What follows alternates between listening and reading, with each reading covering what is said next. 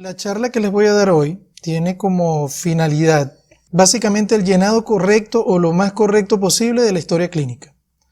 Recuerden que la historia clínica es un documento médico legal que tiene implicaciones no solamente en la progresión en lo que es el proceso salud-enfermedad de la paciente o del paciente en general, sino también que tiene una implicación legal cuando existe algún inconveniente, algún efecto no deseado, algo que implique posibilidad de algún proceso legal, llámese mala praxis o cualquier otro nombre que se le quiera dar, y esto va a ser el documento que va a permitir, ya sea o salvarnos o condenarnos en caso desde el punto de vista legal. De ahí la importancia de su llenado correcto. Y su llenado debe ser reflejo fiel y exacto de la realidad. Es decir, que si yo como médico examino a la paciente, lo que está reflejado en la historia debe ser lo que yo estoy examinando. No debe ser un invento, no debe ser lo que me convenga colocar en algún momento, no. Debe ser reflejo fiel exacto de la realidad. Entonces, en el departamento de ginecología y obstetricia utilizamos dos tipos de historia principalmente, que es la historia clínica ginecológica y la historia clínica obstétrica o perinatal. La ginecológica básicamente es una historia clínica del adulto, como la historia de medicina, se llena de la misma manera. Y en el caso de la historia clínica perinatal, obstétrica, tiene bastantes particularidades y es la que nos vamos a enfocar hoy para poder lograr engranar y establecer el llenado de la forma más correcta posible. La historia clínica va a comenzar con esta hojita, que es la hoja de admisión, y nosotros, esta hoja la llena historias médicas, pero nosotros debemos en esta zona de acá colocar nuestro nombre, apellido, firma, sello y el número de ministerio. Eso es importante tenerlo en cuenta, siempre debemos llenarlo, siempre por la persona que hace la historia. Ok, la historia clínica perinatal en su primera hoja consta de estas características que tenemos acá. En primer lugar, la historia clínica, lo que es la parte de identificación, que ya lo vamos a ver con más detalle ahorita, pero a mí me interesa en esta primera hoja hablarles primero acerca de la autorización y la exención de responsabilidad de salida del paciente. ¿Por qué quiero hacer énfasis en esto? Porque en primer lugar, esta autorización que aparece en la historia, que está vigente en nuestro hospital, no es la forma correcta como actualmente debemos tratar esto específicamente. ¿Por qué? Porque esta autorización le da pie al médico, ¿verdad?, de hacer cualquier procedimiento y el paciente debe aceptarlo. Eso actualmente no se maneja de esa forma.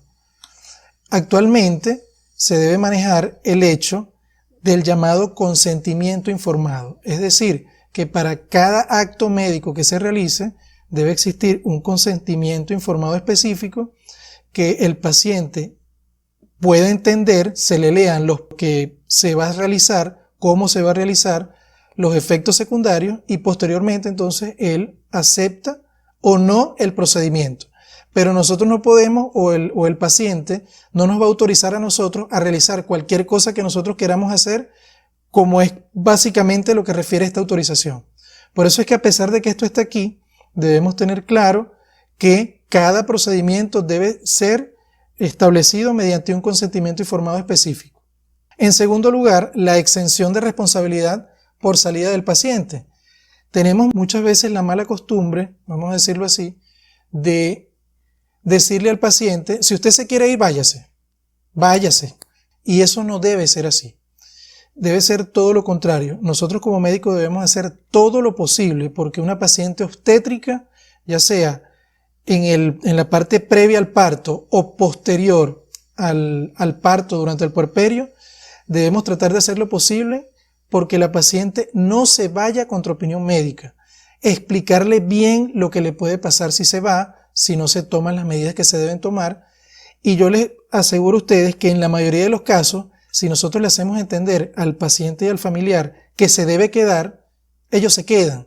Pero si nosotros tomamos la actitud de decir, bueno, si usted se quiere ir, váyase, y esa paciente se va y le ocurre algo, por ejemplo, una muerte materna o baja las escaleras y se cae de las escaleras y le ocurre algo y lamentablemente fallece, eso tiene una implicación, no solamente por supuesto que es una madre que fallece y eso es un problema grave, sino que tiene una implicación médico-legal también y que aun cuando usted piense que está exonerado porque la paciente firmó allí o porque un testigo firmó, eso no es así.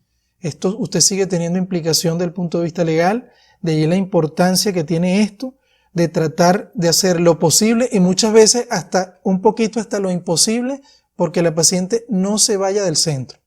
Eso es importante. Entonces, en primer lugar, esta parte de la historia, que es la primera hoja, vamos a tener una parte de identificación que aquí básicamente no vamos a tener ningún problema en llenar.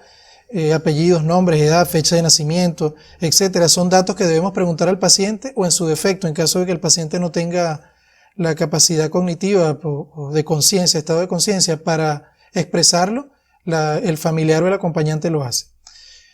El número de historia, etcétera. Entonces aquí nos vamos a enfocar precisamente es en el motivo de consulta. Desde el punto de vista obstétrico perinatal, el motivo de consulta más frecuente es cuando la paciente llega en trabajo de parto. Y se tiende mucho a colocar lo que es dolor en hipogástrico, por ejemplo, para referirse a la contracción uterina. Por consenso, vamos a decirlo así, internacionalmente se acepta el término contracción uterina dolorosa. ¿Y esto por qué? Porque la contracción uterina es una excepción de la regla del dolor, es decir, no es el típico dolor ni urente, ni cólico, ningún tipo. ¿Por qué? Porque la contracción uterina tiene unos elementos, llámese la intensidad, la frecuencia, la duración, que no lo tiene ningún otro tipo de dolor. Otra cosa importante es que el dolor generalmente no se ubica en una zona específica. Existe mucha diversidad. La paciente puede referir dolor en la espalda, dolor en la boca del estómago, dolor en toda la zona, inclusive muchas refieren que le duele hasta la cabeza cuando le viene la contracción. Entonces, es internacionalmente aceptado el término contracción uterina dolorosa y esa es la manera como debemos colocar en el motivo de consulta en caso de una paciente que acude por este síntoma. Eso es importante. Y dolor en hipogastrio no refleja una contracción. Dolor en hipogastrio puede ser una cistitis, la misma cabeza fetal que se está acomodando el estrecho superior. No nos está indicando específicamente la contracción. Entonces esto es importante. Otros motivos de consulta, por ejemplo, pérdida de líquido a través de genitales, sangrado a través de genitales, son importantes también colocar básicamente el síntoma por el cual la paciente está acudiendo. Otra cosa también importante es con respecto a las referencias médicas. Muchas veces colocamos referido por especialista. Eso es muy escueto, eso no nos indica la realidad de la paciente. Debemos de alguna manera colocar, por ejemplo, si es referida por algún especialista de la zona, colocar referido y de alguna manera el motivo o síntoma por el cual la paciente acudió allá, por ejemplo, o por el cual el especialista la refirió. Llámese referida por especialista por presentar cifras tensionales elevadas, por ejemplo. Eso nos permite a nosotros tener ya un contexto del motivo por el cual ella está acudiendo, porque referida por especialista no nos está diciendo prácticamente nada. Entonces, es tenerlo en cuenta. Cuando es referida de un centro de salud, igualmente colocar referida de centro de salud de la localidad, sea un ambulatorio. Es importante colocar si es un ambulatorio, si es un hospital, porque esto nos da ya luces al principio de qué atención recibió en ese centro. Perfecto, después colocamos la hora, colocamos el día, el mes y el año en el cual se ingresa la paciente y vamos ahora a la enfermedad actual. En el caso de la enfermedad actual obstétrica, por consenso, lo primero que debemos colocar siempre es el estado gravídico de la paciente. Es decir, si la paciente es una primera gesta con un embarazo de 40 semanas, entonces colocamos, se trata de paciente de tantos años de edad, colocar que femenino redunda porque toda paciente obstétrica es femenina. Entonces, con el paciente quien cursa con primera gesta de 40 semanas de evolución, quien acude por presentar contracciones uterinas dolorosas, y aquí vamos a explicar las características de esa contracción. intensidad, frecuencia, duración, si han aumentado en frecuencia e intensidad. Esto específicamente en el caso que sea una paciente en trabajo de parto.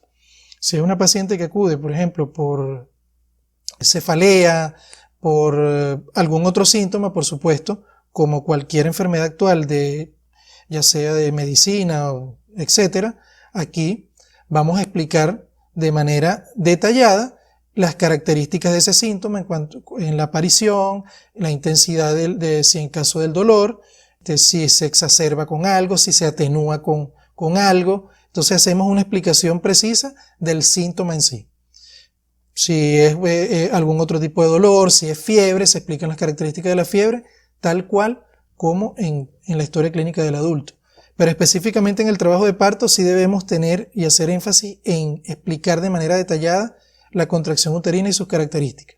Si es, por ejemplo, pérdida de líquido, explicar de manera detallada cuándo inició la pérdida de líquido, qué características tenía ese líquido que la paciente lo va a describir. Entonces es importante colocar todo eso allí.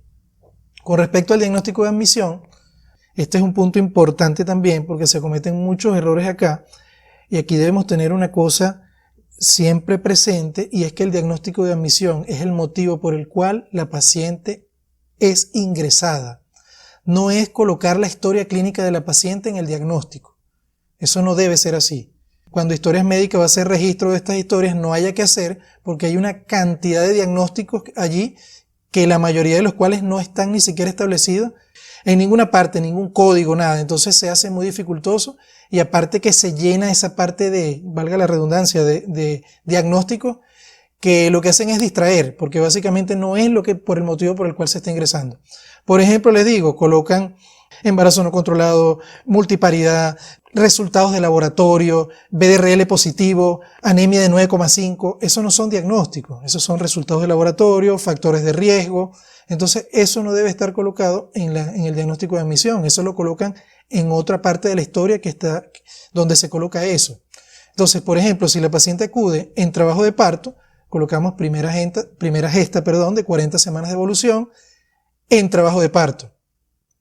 Porque por consenso, en la historia obstétrica, el primer diagnóstico que debe aparecer siempre es el embarazo actual. ¿Okay? Por eso colocamos siempre primera gesta de tantas semanas de evolución, segunda gesta de tantas semanas de evolución. Si la paciente no está en trabajo de parto, colocamos sin trabajo de parto. No podemos colocar en no trabajo de parto. El castellano es un lenguaje muy bonito que tiene su forma de expresarse. No podemos negar y afirmar en el mismo párrafo, pues vamos a decirlo así. Entonces tenemos no colocar no en no trabajo de parto, sino sin trabajo de parto. A la hora de, por ejemplo, si la paciente tiene un diagnóstico de preeclampsia severa, posteriormente viene el diagnóstico de preeclampsia severa como el diagnóstico por el cual la estamos ingresando.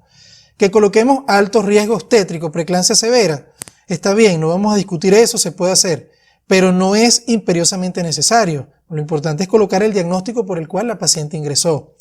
Ahora, la preeclampsia severa, por ejemplo, tiene una cantidad de factores que se ven afectados en la salud de la mujer. Llámese trombocitopenia, llámese proteinuria, edema. Entonces, eso no tenemos por qué colocarlo en el diagnóstico. No podemos estar colocando trombocitopenia, edema generalizado y otra cantidad de diagnósticos relacionados con la preeclampsia porque son producto de la preeclampsia. Entonces, no debemos colocarlo en el diagnóstico. Y por supuesto, los factores de riesgo, embarazo no controlado, esas cosas tienen su lugar en la historia. No debemos colocarlo en el diagnóstico de admisión, mucho menos colocar procedencia lejana. Eso no es un diagnóstico. Eso es un factor epidemiológico de la paciente. Tengan eso siempre presente, que no, el diagnóstico de ingreso es para colocar el diagnóstico por el cual la paciente está ingresando. Ya entrando a lo que es la segunda página, y a partir de aquí vamos a enfocarnos en el hecho que la historia clínica obstétrica se fundamenta en la historia clínica perinatal simplificada. Ustedes se preguntarán, bueno, ¿qué es eso? ¿Qué es simplificada? No, mire. Aquí la situación es la siguiente. El Centro Latinoamericano de Perinatología, eso fue en los años 80 más o menos, ideó un sistema en el cual, con el solo visualizar, sin detallar la historia, nosotros podemos establecer si es una paciente de riesgo o de riesgo alto o de bajo riesgo, mediante el sistema de cuadros y círculos. Esta historia clínica se fundamenta en el hecho que si nosotros vemos mayor cantidad de círculos rellenados, eso nos indica alto riesgo. Si vemos mayor cantidad de cuadros, eso nos habla de un riesgo menor. Ya con el solo hecho de verla, y no solamente nosotros como médicos, sino personal de enfermería, etc.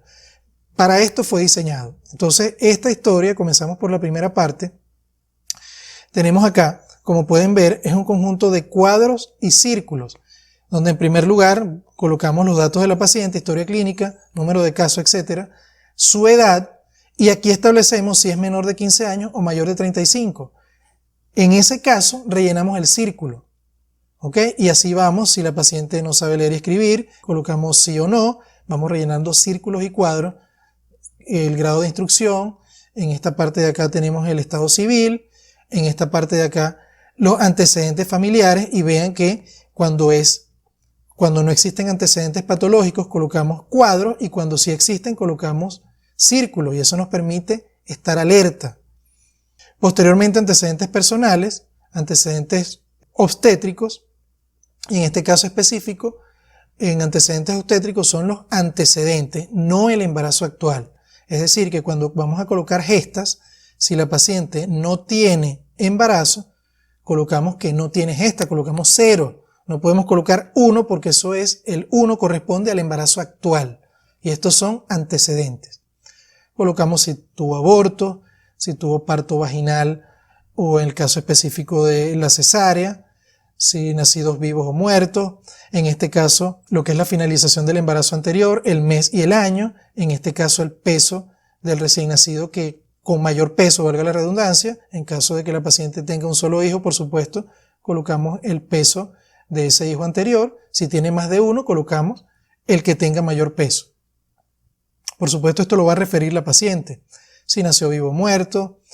Entonces vean, cuando es adverso, se rellena con círculo, y aquí vean que cesárea es un círculo, es decir, que cesárea es un evento adverso. La cesárea no es lo maravilloso, no es lo que debemos hacer, no es lo mejor. Vean que esto está establecido así, la cesárea como parte de una complicación obstétrica, téngalo siempre en cuenta. Eso no solamente en el momento ahorita que están en formación, sino más adelante, ya cuando ustedes estén ejerciendo, ya sea la parte obstétrica o la parte médica en general, siempre tengan en cuenta que la cesárea es una complicación obstétrica. Ok, el peso anterior en kilogramos, y este es el peso básicamente con la paciente en un estado no gravídico, la talla, que nos va a permitir calcular el índice de masa corporal para poder establecer si la paciente tiene un estado nutricional adecuado, si está en sobrepeso. Esto nos permite también establecer parámetros de riesgo en esta paciente. La fecha de última regla, por supuesto este es un dato específico que da la paciente, ustedes deben manejar la fecha de última regla con mucho cuidado y establecer los criterios de seguridad. Es decir, si en primer lugar la paciente debe estar segura de la fecha, les dice con seguridad la fecha, eso es importante tenerlo en cuenta. La paciente muchas veces dice, bueno, yo creo que fue tal fecha, fue hace un mes. Esa inseguridad nos pone a dudar con respecto a esa fecha. En segundo lugar, si tiene ciclos regulares, si la paciente no ha tenido un parto o un aborto reciente, esto afecta la seguridad de la fecha. Si tiene alguna patología que afecta el ciclo menstrual, esto afecta la seguridad de la fecha. Si utilizó anticonceptivo dentro de los 3 meses, eso también afecta la seguridad de esa fecha. Entonces debemos establecerlo para poder darle seguridad. Recuerden que el parámetro ideal que tenemos en principio para calcular la edad gestacional es esa fecha. Entonces debemos establecerla con la mayor seguridad posible. En caso que la paciente no nos dé una fecha que no le demos la seguridad suficiente, debemos cotejarla con un eco anterior, principalmente con un eco del primer trimestre, y en el caso específico de esto, si de alguna manera podemos corregirla, se puede corregir la fecha con un eco del primer trimestre en caso de que exista una discordancia importante entre uno con respecto al otro. Y si no tenemos un eco del primer trimestre, debemos echar a mano los datos que tengamos, ya sea un eco de la segunda mitad del embarazo o la ecografía actual, con ciertos parámetros que nos permitan establecer de la manera más cercana posible la edad gestacional. Recuerden que la edad gestacional es un parámetro en obstetricia de suma importancia porque es el que nos permite establecer el manejo de la paciente. La manejamos de una u otra manera dependiendo de la edad gestacional, aun cuando tenga el mismo diagnóstico. Calculamos la fecha probable de parto. Esto lo hacemos mediante la regla de Naegele. No vamos a hablar específicamente de eso acá porque no sé, sería alargar mucho más la charla y no es la idea tampoco. Eso con respecto a la fecha probable de parto. Recuerden que la fecha probable de parto se corresponde con las 40 semanas de gestación. ¿Okay? Si la paciente tiene dudas, si no tiene, si recibió la vacunación o el esquema de vacunación del embarazo, aun cuando aquí solamente menciona el toxoide, recuerden que el esquema de vacunación contempla también la hepatitis B y la antiinfluenza. Grupo sanguíneo, por supuesto, recuerden la grupo sanguíneo RH negativo en círculo porque implica un riesgo para la paciente. Si fuma o no fuma, si tuvo una hospitalización anterior, cuándo fue. Esta hospitalización anterior durante el embarazo actual. Un examen clínico donde colocamos cuadros o círculos si están normal o no. BDRL, si está reactivo o no, en cuadros en círculo. El valor de hemoglobina y en este caso si tenemos anemia, rellenamos el círculo. Y en la parte de abajo, entonces vamos a colocar lo que es ya el momento de la evaluación del embarazo, el peso actual, ¿ok? Y por supuesto este peso lo cotejamos con el peso anterior y nos va a permitir establecer a grosso modo si la paciente tiene o tuvo algún problema de sobrepeso, de un aumento de peso exagerado durante el embarazo.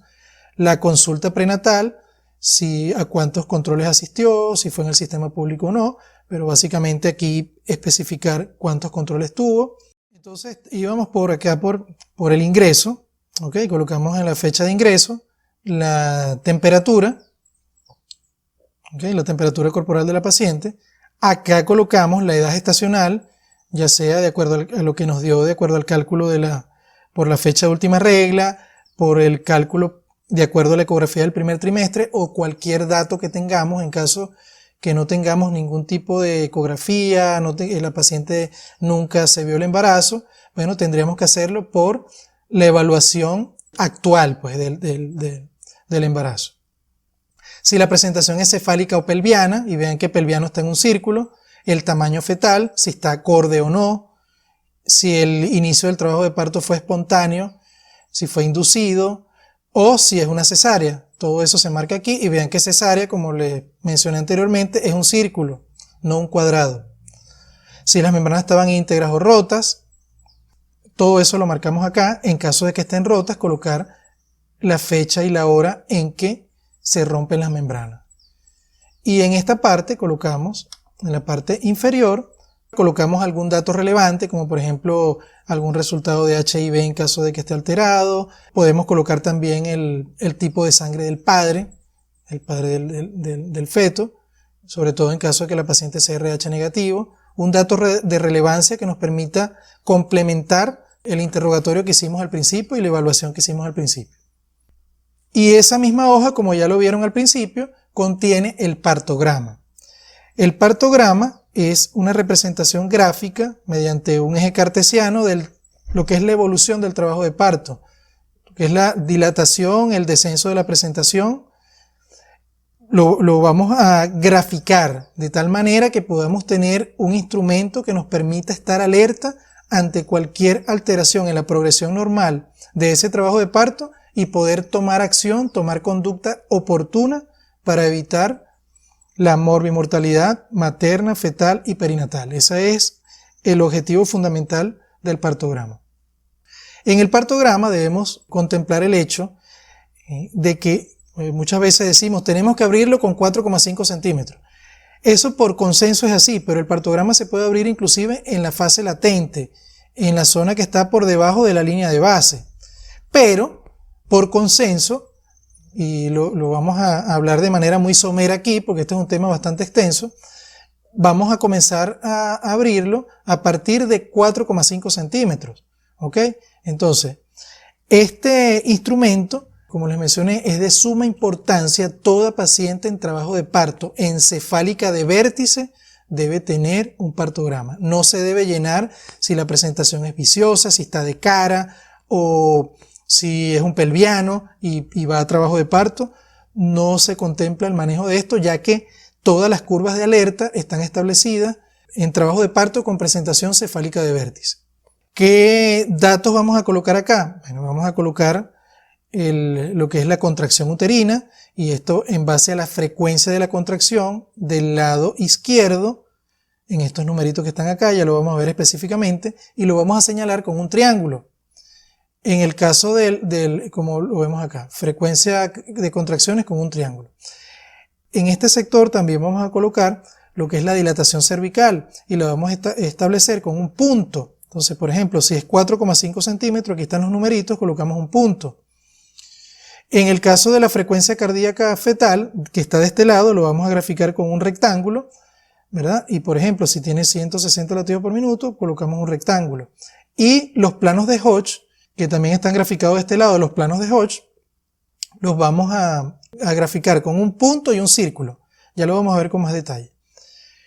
Colocamos el médico responsable, que en este caso es por ejemplo, en el caso específico nuestro, el especialista que está de guardia, y en esta zona de acá vamos a establecer lo que es la evaluación, colocamos la hora, el médico responsable aquí en este caso sí es el médico que hace la evaluación, y colocamos tensión arterial, la posición materna, si es de cúbito lateral izquierdo, si es posición libremente escogida, el tono uterino, una N si está normal, ¿okay? Si está hipertónico, podemos colocar hiper. En este caso específico, lo importante es tener una nomenclatura que nos permita todos hablar el mismo idioma y poder identificar la alteración. Puede ser hiper o hipo. En algunos otros países colocan una flecha hacia arriba y una flecha hacia abajo. Aquí lo importante es establecer un parámetro que nos permita determinar si está normal, si está hipertónico o si está hipotónico. En el caso de la contracción uterina o la duración, vamos a colocar esto por palpación, si la duración es entre 30 y 50 segundos, si dura más, si dura menos, lo vamos a colocar acá. La intensidad de la contracción la vamos a establecer con cruces, si es una cruz, 2 cruces o 3 cruces, dependiendo del grado de intensidad. Por supuesto, en la medida que el trabajo de parto va aumentando, y esto por palpación, vamos a ir determinando que la intensidad va a ir aumentando, y por supuesto la cantidad de cruces que vamos a colocar va a ser mayor. Si comenzamos con una cruz, en la medida que aumenta la intensidad de la contracción, colocamos 2 cruces, y 3 cruces generalmente lo colocamos ya cuando la paciente está en un periodo cercano al periodo expulsivo. Por consenso, y esto está establecido según la OMS, OPS, CLAP, la evaluación debe ser cada 2 horas en un trabajo de parto normal.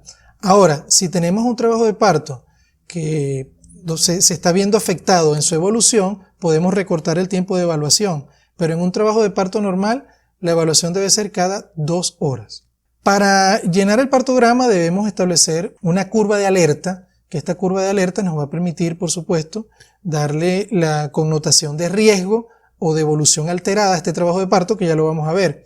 Es esta tablita que está acá, esto debe estar en sala de parto, de tal manera que podamos de manera, si se quiere, fácil llenarlo, porque existe otra forma de llenar mediante un sistema de coordenadas que es un poquito más engorroso. Muchas veces se dificulta, se hace mal, entonces es preferible tener lo que es la plantilla para trazar la curva de alerta, y tenemos que se va a dividir en P1, P2, P3, P4, P5, donde P1 es una multípara con membranas rotas en posición horizontal, es decir, multíparas con membranas rotas en posición horizontal, es decir, que está acostada. P2, multíparas y nulíparas con membranas rotas en posición vertical, es decir, en este caso sí está de pie. P3, multíparas con membranas íntegras en posición horizontal. P4, multípara con membranas rotas en posición horizontal. Y P5, nulípara con membranas íntegras en posición horizontal. Esto nos va a permitir hacer una curva de alerta como la vemos acá. Entonces colocamos la plantilla en la zona de la línea de base y colocamos, de acuerdo a las características de la paciente, si es P1, P2, P3, P4, P5, lo colocamos allí y trazamos la curva de alerta. No voy a hacer tanto énfasis aquí porque si no nos vamos a quedar mucho tiempo acá. ¿Alguna cosa? Los invito a ver el video sobre cómo se llena el partograma y allí lo ven detenidamente. Aquí lo importante es establecer, una vez que trazamos la curva de alerta, ¿okay?, que de acuerdo a la evolución del trabajo de parto, todo lo que esté dentro de esta curva, es decir, del lado izquierdo, es una evolución normal y satisfactoria, y todo lo que esté o se desvíe hacia el lado derecho es porque hay una alteración en la evolución normal de trabajo de parto y nos da la señal de que debemos actuar. Eso es lo importante. Entonces, abrimos el partograma, colocamos un puntico que corresponde a la dilatación cervical, 4,5 centímetros, ¿verdad? Abrimos el partograma en esta línea, entonces colocamos un triangulito que nos dice que tiene 3 contracciones en 10 minutos, un rectángulo que nos dice aquí que tiene 140 latidos por minuto, la frecuencia cardíaca fetal, y en el caso del descenso de la presentación, un punto y un círculo que denota que se encuentra en primer plano de Hodge. En este caso, si la paciente tiene membranas rotas y una ruptura de manera espontánea, lo debemos colocar también acá, en la partecita de arriba, colocamos ruptura espontánea de membrana, REM en siglas, lo colocamos así pues. Recuerden una cosa, la ruptura de membrana no es un procedimiento que debemos realizar de manera rutinaria. Esto es un procedimiento que debemos realizar si es necesario, si hace falta, si de alguna manera establecer ya sea las características del líquido amniótico o como parte de corrección de una hipodinamia. De resto no. Por eso es que una paciente que ingresa, ¿rompe la membrana? No. Las membranas deben permanecer íntegras. Si hay una ruptura, es porque fue una ruptura espontánea. Este es el deber ser. Y de igual manera, en esa misma zona, la zona de arriba, colocamos la parte de lo que corresponde a la variedad de posición. Una variedad de posición occipito-ilíaca izquierda anterior, lo colocamos ahí encimita donde está el punto y el círculo, como occipito-ilíaca izquierda anterior en siglas, OI-IA. Eso es importante también colocarlo allí, si es una variedad derecha, si es una variedad occipito-ilíaca derecha posterior, occipito-ilíaca derecha anterior, todo eso lo vamos a colocar allí también. Es importante tener eso en cuenta. Bueno, y así vamos, a las 2 horas hacemos la evaluación correspondiente. De igual manera colocamos el triángulo, si la paciente tiene ahora 4 contracciones en 10 minutos, colocamos el rectángulo en la zona correspondiente a 150 latidos por minuto.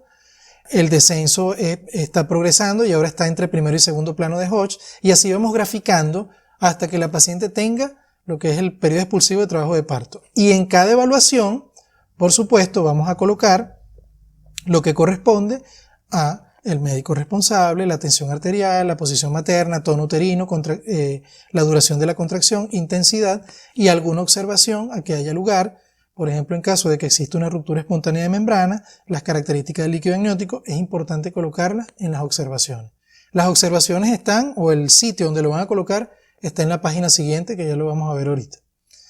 Entonces, básicamente esto es un bosquejo general. Yo sé que muchos de ustedes saben cómo se llena el partograma. Para los que no lo tengan claro, porque esto es el tiempo aquí es bastante corto, los invito a que se vayan al video de cómo se llena el partograma en la página NEDA en Gio de YouTube. Allí lo van a ver con bastante detalle y lo practican, porque esto es cuestión de practicar más que de verlo. Ok, entonces ya teniendo el concepto básico del partograma, ¿verdad? Pasamos ahora a la página siguiente, que esta página probablemente muchos de ustedes le parezca extraña porque no la conocen, porque nunca la han visto. Y resulta que esta es una página fundamental de la historia clínica perinatal simplificada, que es la que está vigente en nuestro hospital y es la que debemos llenar siempre. Entonces tenemos las observaciones, que aquí en este caso, en estas observaciones es donde se va a colocar no solamente observaciones que ya vamos a ver ahorita, sino también las observaciones del partograma, características del líquido amniótico en caso de que haya ruptura de membrana, en caso que la paciente se salga de la curva y vamos a tomar alguna medida, también se coloca en este apartado de observaciones. Vemos este cuadrito donde observamos una serie de patologías que puede estar presentando la paciente. Y vean que todo está en la historia, o sea, y de una manera sencilla, simplificada, como dice su nombre. Patologías como hipertensión arterial crónica previa, preeclampsia, eclampsia, cardiopatía, diabetes, si la paciente tiene embarazo múltiple, restricción de crecimiento, una serie, hemorragia del primer trimestre, segundo trimestre, tercer trimestre, y otras patologías que se puedan presentar. Todo esto, si la paciente presenta, por ejemplo, preeclampsia, rellenamos el circulito allí para denotar que la paciente tiene preeclampsia. Y si hay alguna observación con respecto a esto, por ejemplo, si tiene signos de severidad, si no tiene, lo podemos colocar en el apartado de observaciones. Esto es importantísimo llenar. La historia clínica que está ahorita en nuestra institución es una copia que hicieron producto de las carencias, una serie de cosas, y esta hoja no la colocaron, no entiendo por qué, pero esto es fundamental que esté dentro de la historia clínica.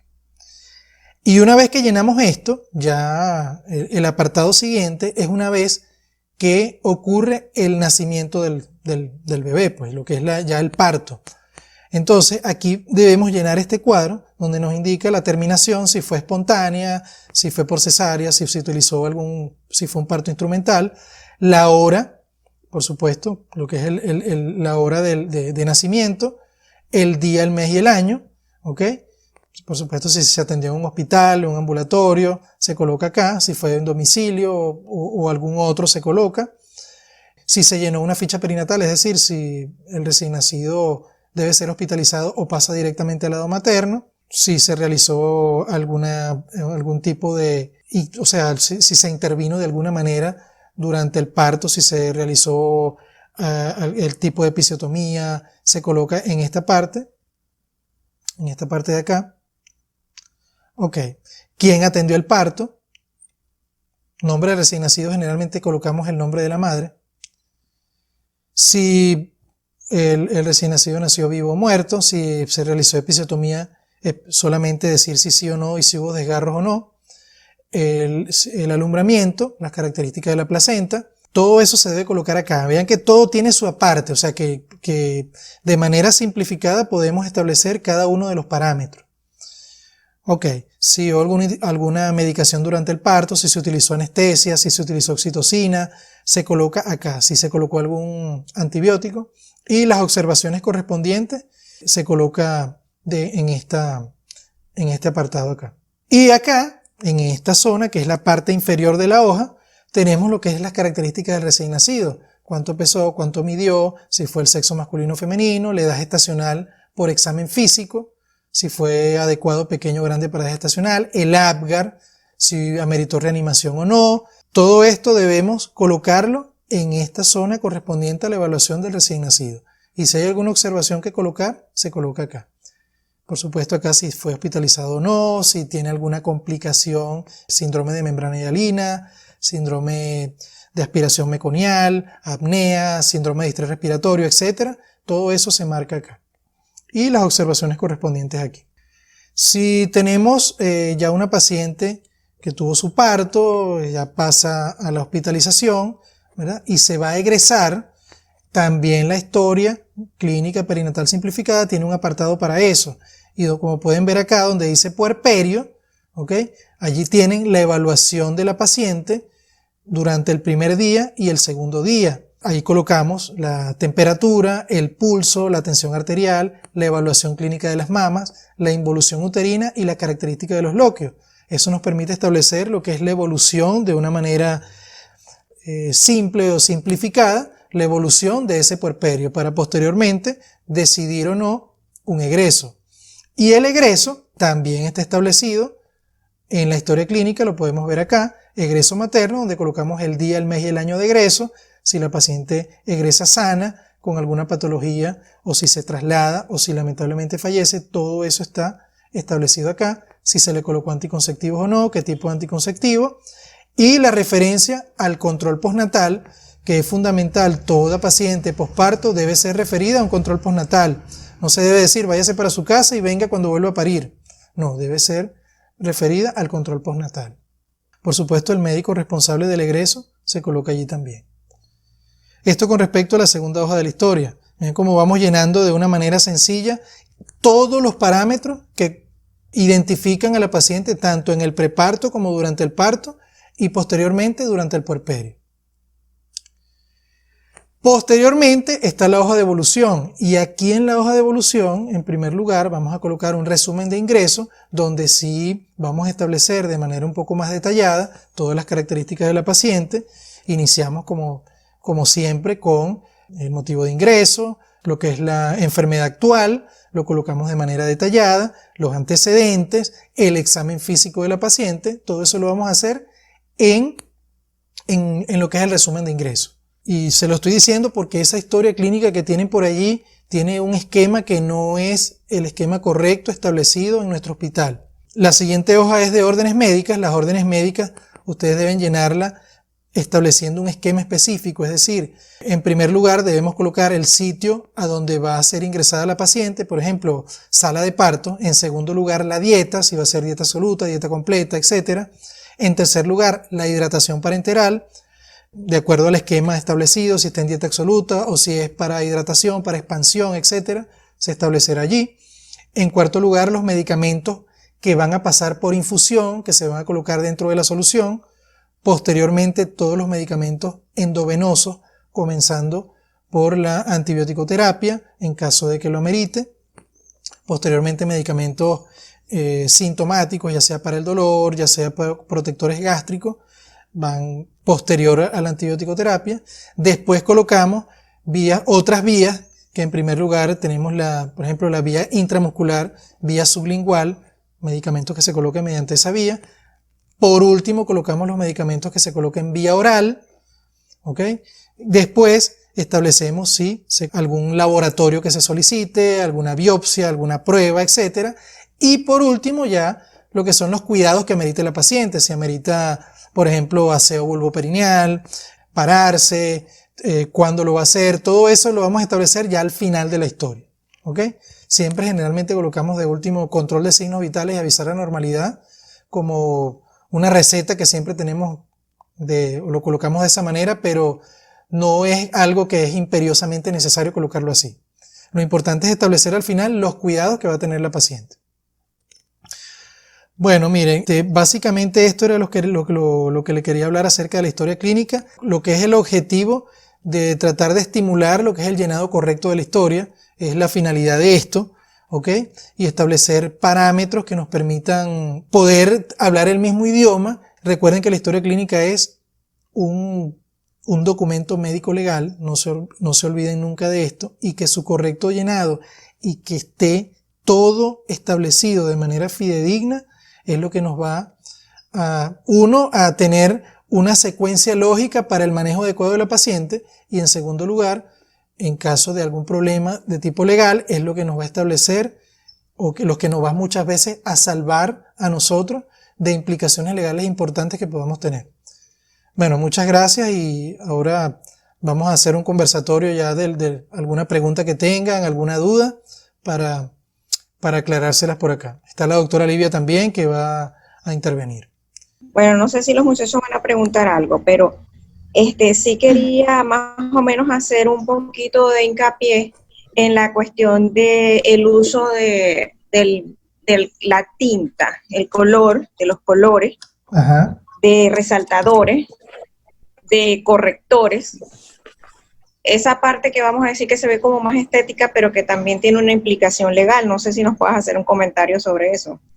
El llenado de la historia clínica, o vamos a decirlo de esta manera, como tal, no se contempla específicamente, o no existe un lineamiento específico para determinar con qué tipo de bolígrafo se va a hacer.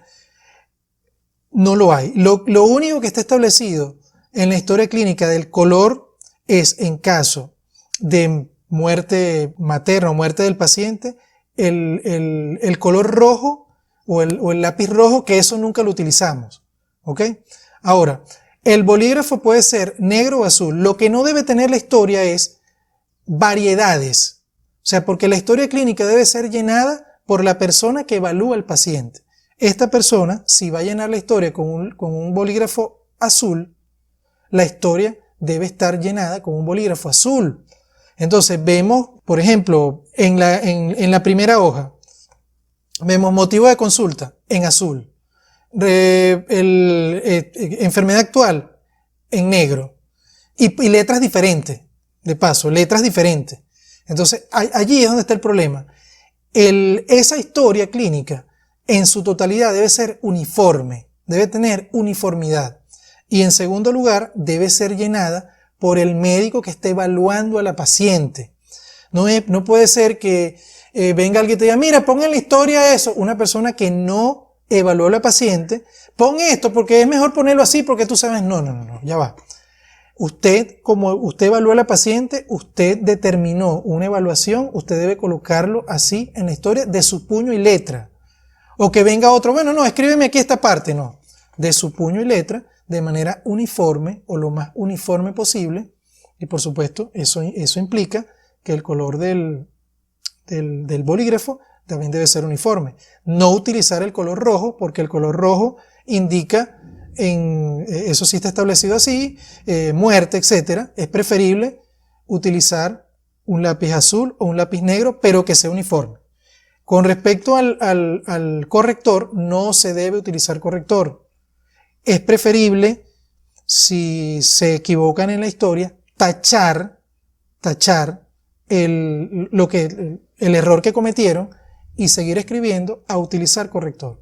El corrector está prohibido, no se debe usar en una historia clínica. El corrector se quita, una persona agarra la historia, lo quita y lo que dice allí, mira, aquí está, tú escribiste esto. Entonces eso puede tener una implicación negativa desde el punto de vista legal. Incluso, ¿me escuchas? Sí, hable. Incluso, nosotros tenemos muchas diferencias en cuanto al uso del corrector, pero usar corrector es, como tú dices, tiene una implicación que incluso puede ser legal, porque se tiende a pensar que tú le echaste el corrector después de que a la paciente le sucedió un evento adverso. Y tachar como tú estás diciendo, es como ponerle una línea por encima a la palabra en la que te equivocaste y escribir al lado la palabra correcta. Uh-huh. Porque de repente si lo tachan toda la palabra por completo, que le ponen un tachón, también desde el punto de vista legal puede tener una implicación de tenderse a pensar que eso se hizo después de que ocurrió un evento adverso, o sea, de que eso se hizo posterior al llenado de la historia. Entonces, por eso se recomienda es colocar una rayita que se lea dónde fue la palabra que uno se equivocó, más no que no se vea por completo, pues. Correcto. Bueno, claro, lo ideal sería no equivocarse, o sea, lo ideal sería colocar el texto de una manera correcta y no equivocarse. Pero en caso de que ocurra, se tiene esa opción. Ahora, lo que yo no justifico es que por algún tipo de error, por pequeño que sea, se le mande a repetir una historia.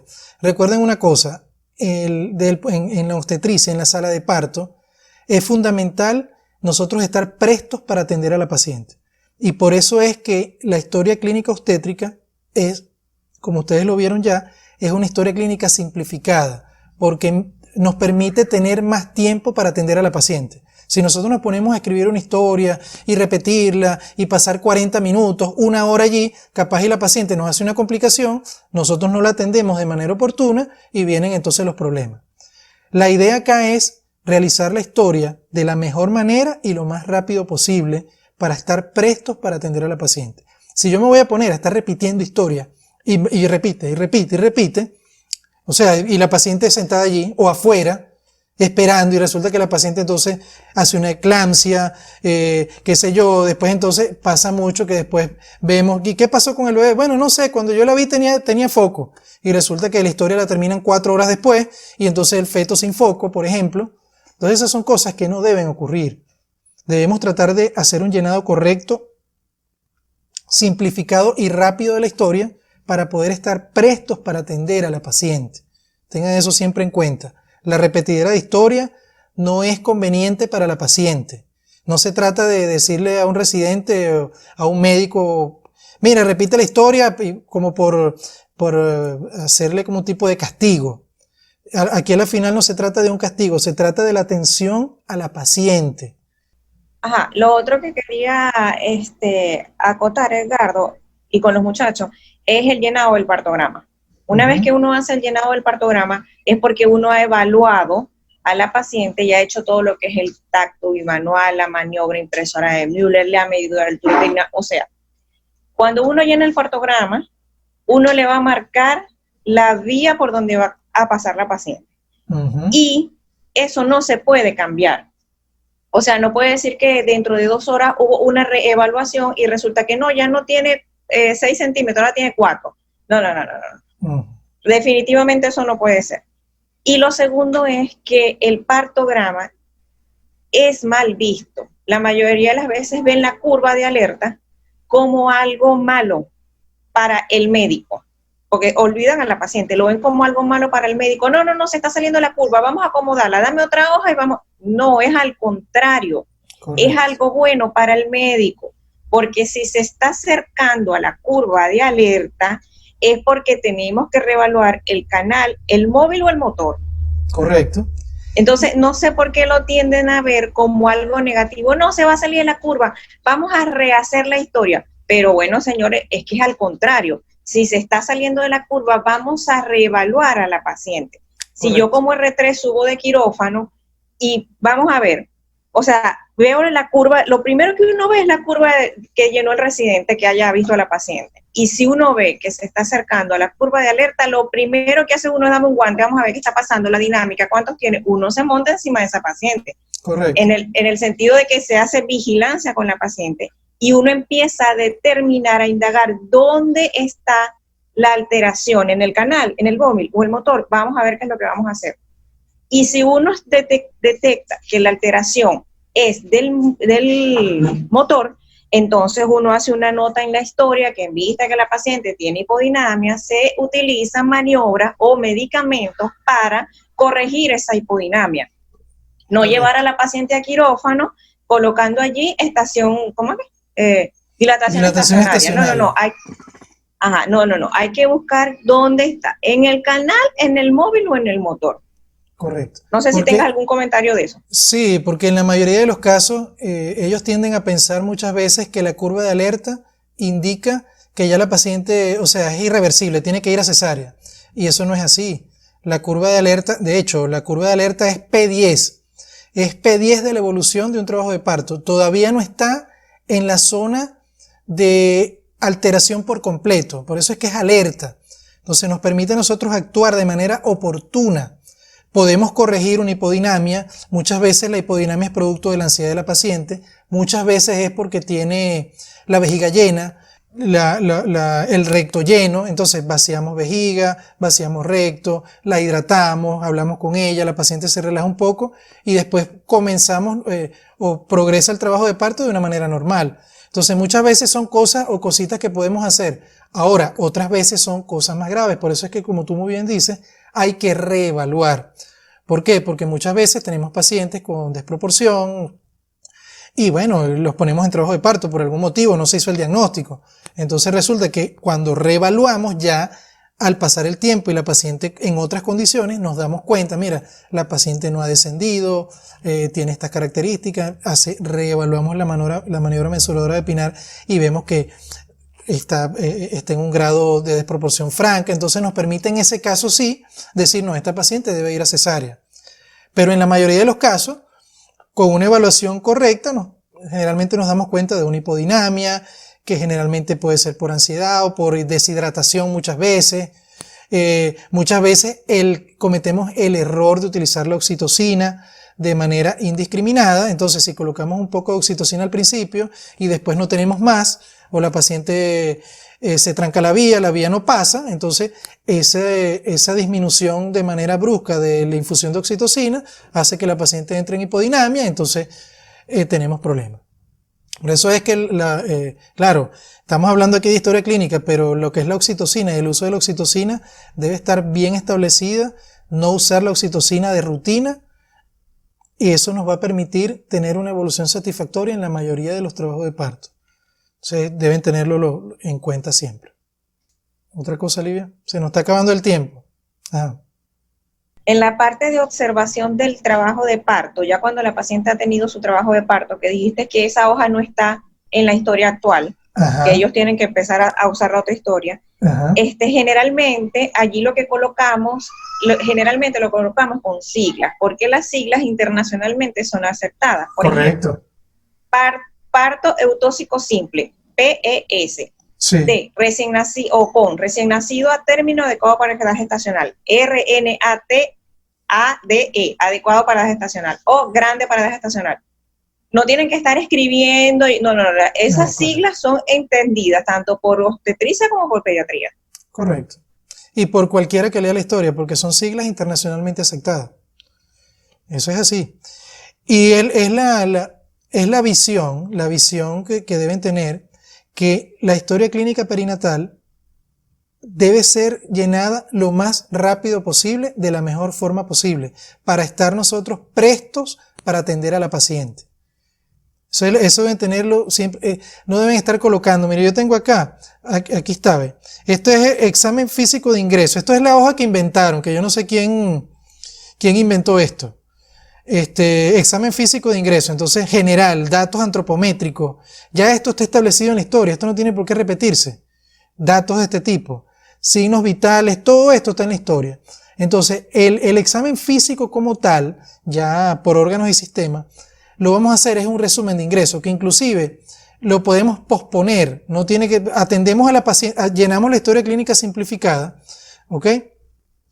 Y atendemos a la paciente y posteriormente, ya una vez que la paciente esté atendida, entonces nosotros nos sentamos a llenar el resto, lo que es el resumen de ingreso y todo eso, porque debemos estar prestos para atender a la paciente.